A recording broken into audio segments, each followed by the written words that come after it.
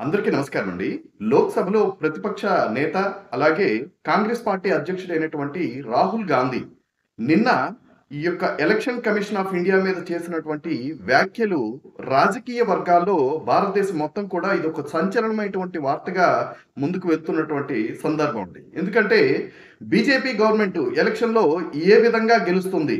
ఓట్లను మభ్యపెట్టి ఏ విధంగా ఈ ఈ యొక్క గత 3 ఎలక్షన్స్‌లో గెలిచింది అనేటువంటి ప్రూఫ్స్ నా దగ్గర ఉన్నాయి. నేను వాటిని స్పష్టంగా బయట పెడతాననేటువంటి అంత కాన్ఫిడెంట్‌గా చెప్పడం అన్నది నిజంగా ఇప్పుడు రాజకీయ వర్గాల్లో సంచలనంగా మారిందండి. ఎందుకంటే ఎలక్షన్ కమిషన్ ఆఫ్ ఇండియా అన్నది ఒక రాజ్యాంగబద్ధ సంస్థ.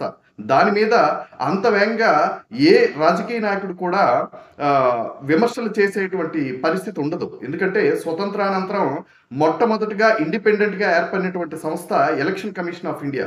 మరి ఇంతటి ఉన్నతమైనటువంటి ఒక రాజ్యాంగబద్ధమైనటువంటి ఎలక్షన్ కమిషన్ మీద రాహుల్ గాంధీ ఎందుకు ఇంత తీవ్రమైనటువంటి ఆరోపణలు చేయగలుగుతున్నారు అన్నది చూస్తే గత 3 సార్లు బీజేపీ గవర్నమెంట్ భారతదేశంలో 2014, 19, 2024 అనూహ్యంగా మంచి మెజారిటీతో గెలుపొందింది.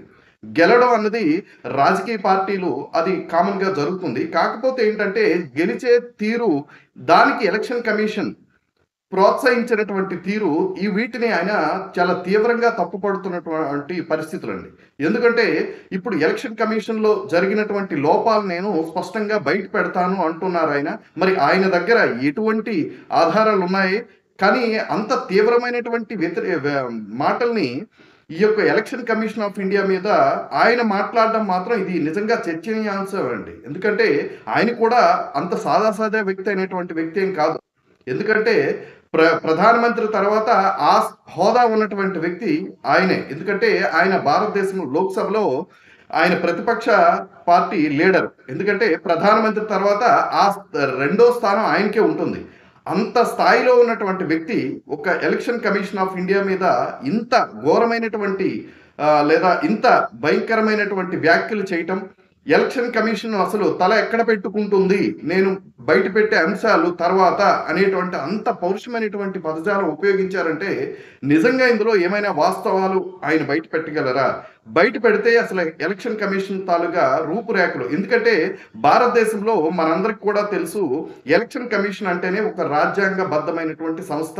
ఆ సంస్థ ఏది చేసినా అది రైట్ వేలో ముందుకు వెళ్తుంది అనేటువంటి నమ్మకం ప్రజల్లో ఉంది. ఆ నమ్మకాన్ని ఏమైనా ఎలక్షన్ కమిషన్ పాడు చేసుకుంటుందా అన్నది ఒకసారి చూడాలి. ఎందుకంటే ఇప్పుడే మనం తొందరపడి ఏ మాటలు కూడా మాట్లాడడం కరెక్ట్ కాదు.